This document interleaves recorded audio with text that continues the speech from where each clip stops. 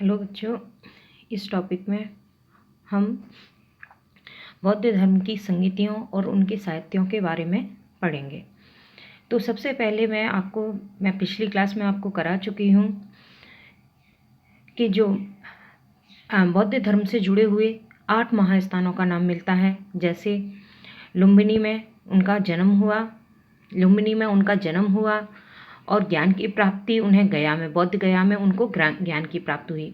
और सारनाथ में उन्होंने प्रथम उपदेश दिया था, इसलिए सारनाथ जो यूपी में है यहाँ पर इन्होंने प्रथम उपदेश दिया। और कुशीनगर में उनकी मृत्यु हुई, ये भी आपका यूपी में है।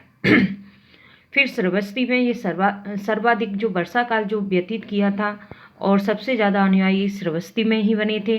संकायन जो फर्रुखाबाद में पड़ता है, राजगृह में और वैशाली में इनकी बौद्ध संगतियाँ हुई थी। इस तरह से 8 महास्थानों का नाम मिलता है। अब सबसे पहले हम बौद्ध संगतियों के बारे में पढ़ते हैं। तो जो बौद्ध संगतियों का उद्देश्य क्या था? जब महात्मा बुद्ध की जब मृत्यु हो गई, महात्मा बुद्ध की जो मृत्यु हुई 483 ईसा पूर्व में, जब महात्मा बुद्ध की जब मृत्यु हुई, तो उस समय मृत्यु के बाद में जो बौद्ध संगतियों का महत्वपूर्ण स्थान इसलिए है कि इनका आयोजन धार्मिक साहित्यों और रचनाओं के संकलन, जो उनके उपदेश थे उनके उनको लिखने के लिए इन संगतियों का आयोजन किया गया। तो जो पहली बौद्ध संगति हुई थी वो हुई थी आपकी राजगृह में, जो बिहार में है।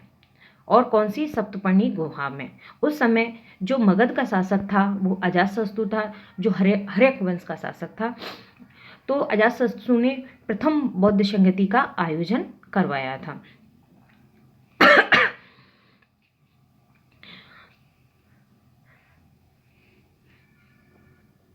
और इस बौद्ध संगति में जो बुद्ध के प्रमुख शिष्य आनंद और उपाली भी उपस्थित थे। तो इस बौद्ध संगति में क्या किया गया था कि जो बुद्ध की शिक्षाओं का संकलन हुआ था, और 2 भागों में उनकी शिक्षाओं का संकलन किया है। एक तो विनय पिटक, एक सुत्त पिटक। विनय पिटक में मतलब जो नियम थे उसके, वो भी उनके बारे में लिखा गया था। तो प्रथम बौद्ध संगति जब अजातशत्रु, क्वेश्चन ये आता है कि प्रथम बौद्ध संगति में मगध का शासक कौन था? अजातशत्रु था। कहाँ पर हुई थी? राजगृह में हुई थी। किस समय हुई थी? जब बुद्ध की मृत्यु हुई थी उस समय। और 2 भागों में कब विभाजित हुआ था? तो विनय पिटक और सुत्त पिटक में 2 भागों में प्रथम बौद्ध संगति में ये डिवाइड हो गया था।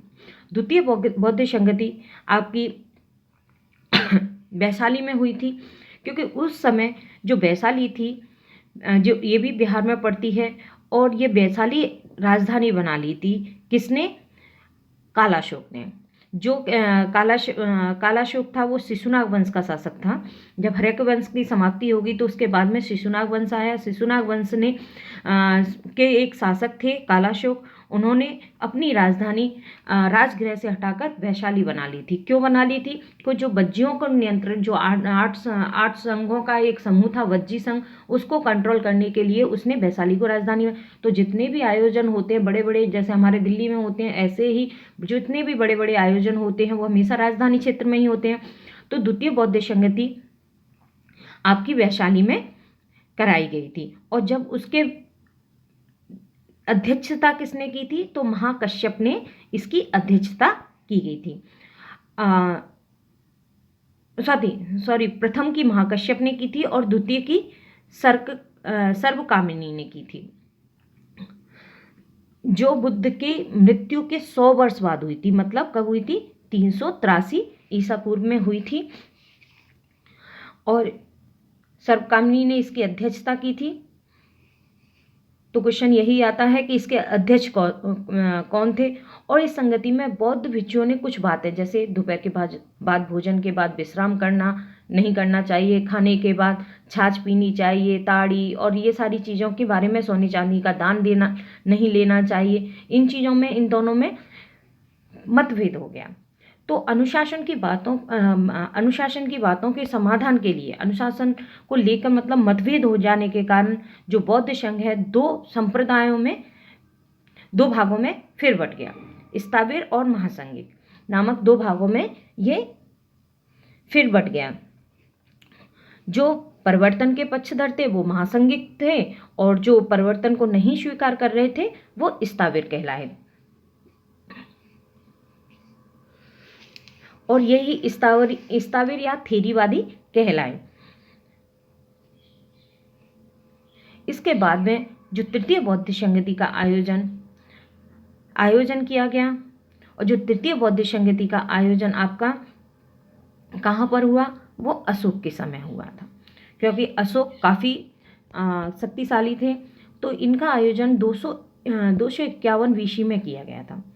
आपको पता है कि जब ये शासक बने तो 273 में ये शासक बन गए थे, लेकिन 4 साल कहते हैं अपने भाइयों का वध किया, मतलब सत्ता में आने पर इनको 4 साल लग गए। तो 269 में ये शासक बने और 201 उसके 8 वर्ष बाद कलिंग का युद्ध हुआ। कलिंग में बहुत सारी मारकाट हुई और जिससे दुखी होकर इन्होंने बौद्ध धर्म को ग्रहण कर दिया। कलिंग युद्ध के मैदान में ही एक निक्रोध नामक भिक्षु था, उन्होंने इनको बौद्ध धर्म में शिक्षित कराया। फिर उसके बाद इन्होंने धर्म प्रचार के लिए बहुत सारे कार्य किए और और बौद्ध धर्म को बहुत आदर्श मानते थे। और इसका उल्लेख इन्होंने भाब्रू शिलालेख जो जयपुर में है उसमें भी इन्होंने काफ़ी बौद्ध धर्म की तारीफ की है। तो जो अशोक ने अपनी जो तृतीय बौद्ध संगति का आयोजन पाटलिपुत्र में कराया और जिसके अध्यक्ष थे मोगलीपुत्र तिस, जो इसके अध्यक्ष थे। तो क्वेश्चन आता है तृतीय बौद्ध संगति के अध्यक्ष कौन थे, तो मोगलीपुत्र तिस थे।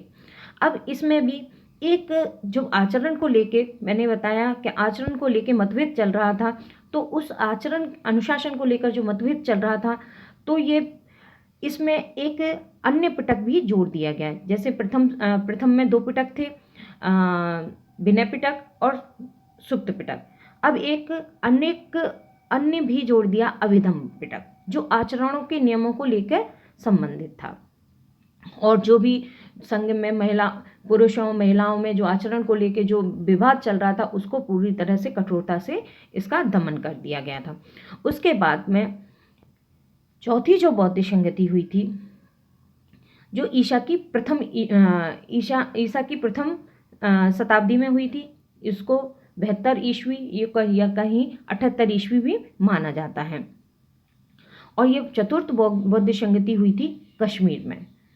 तो चतुर्थ बौद्ध संगति का संकलन कहाँ हुआ, बौद्ध संगति कहाँ आयोजित हुई थी, कश्मीर में। जो यहाँ पर कुषाण वंश का शासक था वसुमित्र, उसके समय में ये बौद्ध संगति की गई थी, क्योंकि जो कुषाण शासक था वो भी बौद्ध धर्म का अनुयायी था। तो कह सकते हैं कि महात्मा बुद्ध की मृत्यु के 102 वर्ष बाद कनिष्क के शासन में और कहाँ पर, कुंडलवन में, ये चतुर्थ बौद्ध संगति का आयोजन किया गया था। और इसके जो अध्यक्ष थे वो वसुमित्र एवं अश्वघोष थे। अब इस बौद्ध संगति में क्या हुआ कि जो बौद्ध संप्रदाय था वो 2 भागों में बट गया, एक हीनयान एक महायान। तो हीनयान क्या था, हीनयान और महायान 2 शाखाओं में बट गया था। हीनयान का मतलब अर्थ होता है निम्न मार्ग, मतलब वे लोग जो धर्म के प्राचीन आदर्शों को अपना मूल बनाए रखना चाहते थे, मतलब रूढ़िवादी थे, वो उन्होंने हीनयान संप्रदाय का अनुसरण किया। और जो मतलब परिवर्तन के साथ उसको स्वीकार करना चाह रहे थे, उन्होंने महायान का अनुसरण किया। हीनयान में मतलब मांस खाना वर्जित था और महायान में ऐसा कोई प्रतिबंध नहीं था। हीनयान में कोई तीर्थ नहीं होते थे। महायान में जो 4 तीर्थ हैं, जैसे लुम्बिनी है, बौद्ध गया है, सारनाथ है, कुशीनगर है, इनको 4 तीर्थों में बांट दिया गया था। अब देखिए हीनयान जो आपका आज भी तो कह सकते हैं कि हीनयान रूढ़िवादी और निम्नमार्गी था और महायान परिवर्तन के साथ उसको स्वीकार करता था। तो जैसे भगवान बुद्ध ने मूर्ति पूजा के खिलाफ थे, लेकिन महायानियों ने बुद्ध को एक भगवान बनाकर पूजना स्टार्ट कर दिया। और हीनयान थे वो अपने आप मतलब महात्मा बुद्ध को एक महान पुरुष ही मानते थे। अब हीनयान भी दो शाखाओं में विभाजित हो गया था,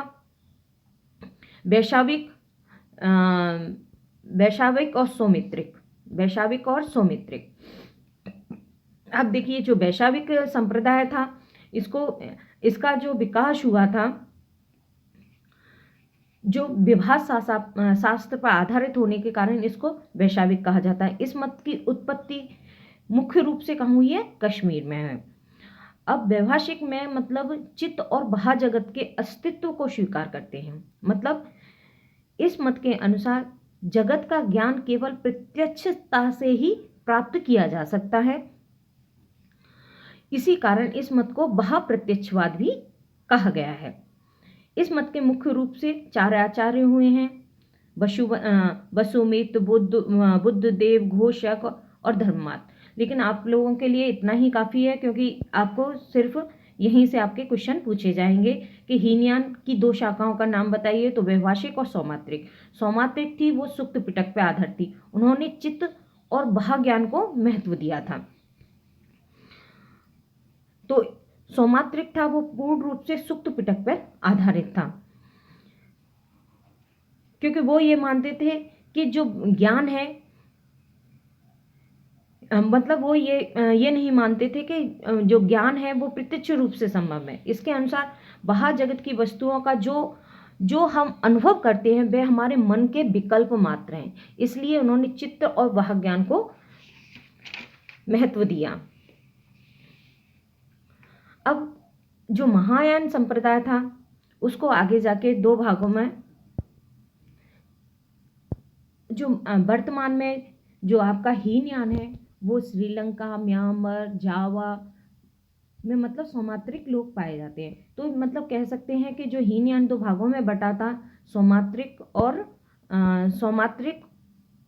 और वैभाषिक। वैभाषिक कश्मीर में था, सौमात्रिक आपके जावा, कश्मीर, वो श्रीलंका, म्यांमार, जावा आदि में ये पाया जाता। क्वेश्चन ये आता है कि श्रीलंका में बुद्ध धर्म की किस शाखा का प्रचलन हुआ था, या किस संप्रदाय को मानते हैं? तो हीनयान संप्रदाय को मानते हैं। उसके बाद आता है महायान। महायान संप्रदाय की स्थापना नागार्जुन ने की थी, और इन्हें मतलब महायान में इनमें बुद्ध को ईश्वर का ही अवतार माना और मूर्ति पूजा को महत्व दिया। इसमें 2 प्रमुख हुए थे, एक तो नागार्जुन, एक मैत्रेय। नागार्जुन ने शून्यवाद की उत्पत्ति की थी, रचना की थी, और विज्ञानवाद की मैत्रेय ने की थी। अब इसको जो शून्यवाद था उसको सापेक्षवाद भी कहा जाता है, क्योंकि इनके अनुसार प्रत्येक वस्तु किसी न किसी वस्तु के कारण उत्पन्न होती है। और जो मैं आपको पहले बता चुकी हूँ, जो प्रतीत्य समुच्चयवाद को ही शून्यवाद कहा है, क्योंकि उसमें प्रतीत्य समुच्चयवाद में यही कहा गया है कि किसी वस्तु की उत्पत्ति अन्य वस्तु से होती है। और विज्ञानवाद, जो इस मत की स्थापना ईसा की 3री शताब्दी में मैत्रेय ने की थी, और इन्होंने मतलब ये बताया था कि आपका जो इन्होंने योग और आचरण पर विशेष ध्यान दिया था, इसीलिए इसको योगाचार भी कहा जाता है। उसके बाद जैसे अभी मैंने बता दिया कि जो बौद्ध धर्म था स्थाविर और महासंघिक में विभाजित हो गया था। स्थाविर वो होते थे जो बौद्ध धर्म जो चला आ रहा था, जो नियम चले आ रहे थे उन्हीं को स्वीकार करना, और महासंघिक मतलब उसको परिवर्तन के साथ स्वीकार कर लेना। और जो बौद्ध धर्म था वो 2 संप्रदाय मैंने आपको बता चुकी हूँ, हीनयान और महायान।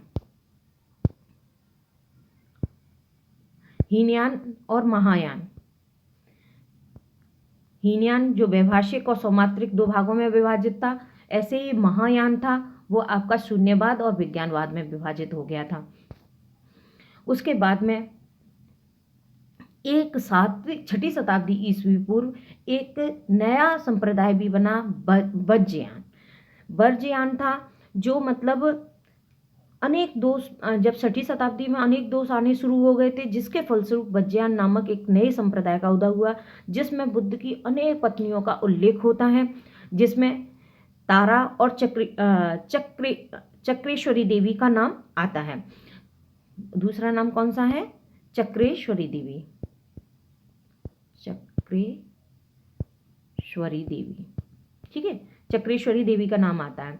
तो वैसे ज़्यादातर क्वेश्चन ये पूछा जाता है कि वज्रयान में किस देवी की पूजा की जाती थी, तो ये आपकी चक्रेश्वरी देवी की पूजा की जाती थी।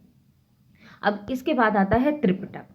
त्रिपिटक जो 3 त्रिपिटक थे, जिनकी देखो 2 की रचना हुई थी प्रथम शताब्दी में, और जो तीसरा त्रिपिटक अभिधम पिटक जो जोड़ा गया था वो आपके अशोक के काल में जोड़ा गया था।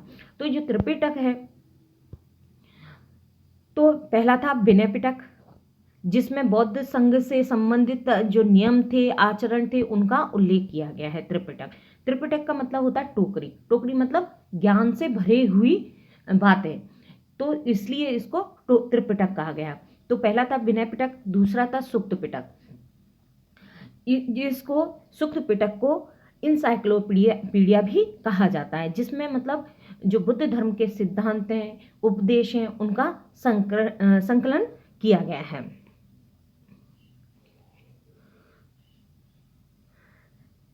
और फिर उसके बाद में जो अगला है अभिधम पिटक, जिसको जो तीसरी बौद्ध संगति में इसको समाहित किया गया था। जो क्या है, जो अभिधम पिटक में जो भी क्वेश्चन आंसर जो किए गए हैं, जो बुद्ध धर्म के उपदेश हैं, उनको प्रश्नोत्तर क्रम में पूछा गया है, और उसमें दर्शन की विवेचना की गई है, आध्यात्मिक और दर्शन की विवेचना की गई है। और जो सुक्त पिटक है वो मूल रूप से बौद्ध धर्म का आधार माना जाता है, इसलिए इनको इंसाइक्लोपीडिया कहा जाता है। बौद्ध धर्म को जो सुक्त पिटक से संबंधित कई ग्रंथ हैं, जैसे दीर्घ निकाय, मध्यम निकाय, अंगुत्तर निकाय, खुंदक निकाय और संयुक्त निकाय। अब देखिए जो दीर्घ निकाय है, या पहला है संयुक्त निकाय। संयुक्त निकाय में क्या उल्लेख किया गया है? ये बौद्ध ग्रंथ हैं, ये बौद्ध साहित्य हैं। तो बुद्ध की संक्षिप्त घोषणाओं का संग्रह किया गया है। जो बुद्ध ने जो भी घोषणा की थी अपने समय में, उनका संकलन इसमें किया गया है। इसी का एक भाग है धर्म चक्र प्रवर्तन सूक्त। इसमें मध्यम प्रतिपदा और या अष्टांगी मार्गों का उल्लेख किया गया है। किसमें? संयुक्त निकाय में। संयुक्त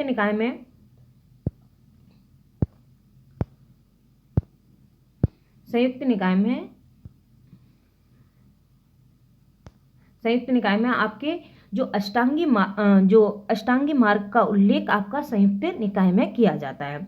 दूसरा है खुंदक निकाय।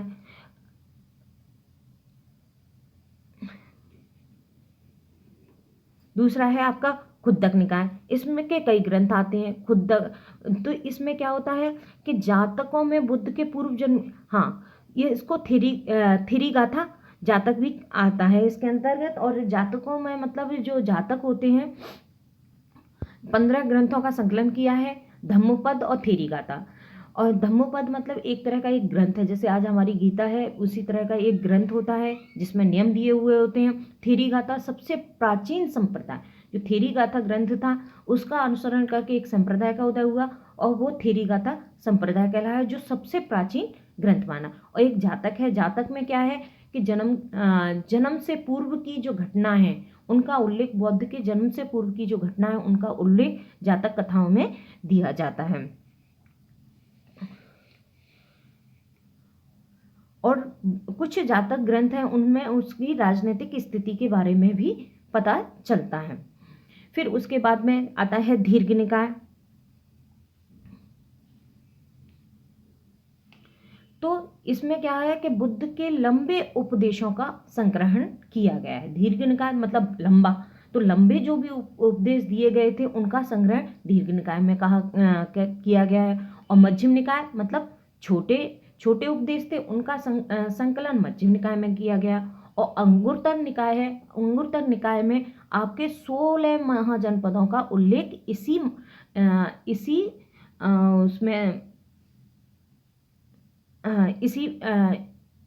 इसी ग्रंथ में संकलित किया गया है। 16 महाजनपदों के नाम अगर मैंने आपको पहले भी बता चुकी हूँ, 16 महाजनपदों के नाम आपके अंगुत्तर निकाय में जो बौद्ध ग्रंथ है उसमें मिलते हैं। तो आप समझ गए होंगे कि सबसे प्राचीन संप्रदाय कौन है, थेरीगाता है, और इसको सुक्त पिटक के ही ये भाग हैं। अगर ये पूछा जाता है, ये क्वेश्चन हालांकि बड़े एग्जामों में आता है कि खुद्दक निकाय किस से संबंधित है, सुक्त पिटक से, धीग्र निकाय, मध्यम निकाय, अंगुरतक निकाय और संयुक्त निकाय, जो आपके सुक्त पिटक से संबंधित है। क्वेश्चन ये भी आता है, बौद्ध धर्म का इंसाइक्लोपीडिया किसको कहा जाता है, तो सुक्त पिटक को इंसाइक्लोपीडिया कहा जाता है, जिसमें बुद्ध धर्म के सिद्धांतों और उपदेशों का संकलन होता है। तो इस तरह से हमारी जो बौद्ध साहित्य और संगतियों के बारे में हमने आपको बता दिया है।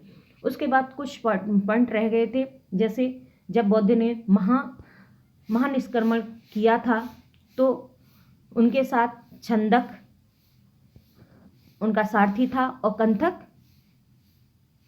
कौन था, एक घोड़े का नाम था। और फिर उसके बाद वो अमोना नदी गए थे, जहाँ पर उन्होंने प्रथम गुरु बनाए थे। प्रथम गुरु का नाम है, वैशाली में गए थे, और जो अलार कलाम थे जो उनके प्रथम गुरु थे, जो शाक्य दर्शन के थे। फिर उसके बाद में वो राजगृह गए थे, और रुद्रक नामक एक गुरु को अपना गुरु बनाया था, जो योगाचार से संबंधित थे और योग पे आधारित थे। लेकिन वो वहाँ पे भी सेटल नहीं हुए, वहीं पर राजगृह में उनको एक कौडिल्य और 4 अन्य लोग मिले थे, 4 ब्राह्मण मिले थे। तो उनके साथ उन्होंने निरंजना नदी पर तपस्या की थी, और सुजाता के हाथों से, जो सैनिक पुत्री थी सुजाता, उसके हाथों से उन्होंने खीर या भोजन ग्रहण किया था, जिसके कारण ये 4 लोग थे और कौडिल्य ऋषि थे, ये दोनों उनको छोड़ के राजगृह चले गए थे, सारनाथ चले गए थे। बौद्ध गया में इन्होंने अकेले ही तपस्या की, और बौद्ध गया में उन्होंने एक बट वृक्ष के नीचे इन्होंने तपस्या की, और 35 वर्ष की अवस्था में उनको संबोधि मतलब ज्ञान की प्राप्ति हो गई थी। उसके बाद वो तथागत या गौतम बुद्ध कहलाए थे। फिर उसके बाद में सबसे पहले जो उपदेश देने के लिए जो उनके जो 5 ब्राह्मण थे, कौटिल्य ऋषि थे, वो सारनाथ पहुंच गए थे। वहां जाकर उन्होंने, जिसको सारनाथ या श्रीपत्तनम कहा जाता है, वहां पर 5 ब्राह्मणों को पाली भाषा में प्रथम उपदेश दिया था। तो प्रथम उपदेश कहाँ दिया था, सारनाथ में। जो कौडिल्य और 4 थे, अश्व, बप्प, महानाप और भद्दी, ये 4 अन्य के नाम हैं, लेकिन आपके लिए कौडिल्य ही और 4 ब्राह्मण इम्पोर्टेंट हैं। इसके साथ ये आपका टॉपिक खत्म होता है। उसके बाद आप जैन धर्म को पढ़ेंगे। धन्यवाद।